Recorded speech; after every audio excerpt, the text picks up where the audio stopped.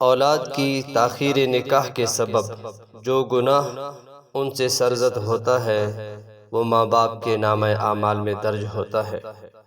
جس طرح نابالغ بچوں کی عبادات کا ثواب والدین کے لیے لکھا جاتا ہے، اسی طرح جو اولاد بالغ ہو جائے اس کے بعد وہ نکاح کے قابل ہو جائیں لیکن پھر بھی ماں باپ نکاح نہ کریں تو پھر اس سے جو گناہ ہوگا وہ بھی ماں باپ کے کھاتے میں لکھا جائے گا۔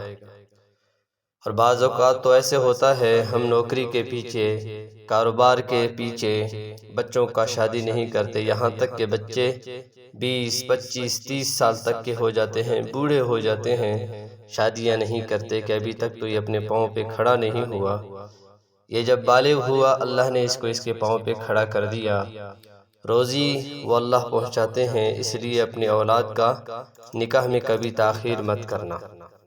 اللہ تعالی ہمیں سمجھنے کی توفیق عطا فرمائے۔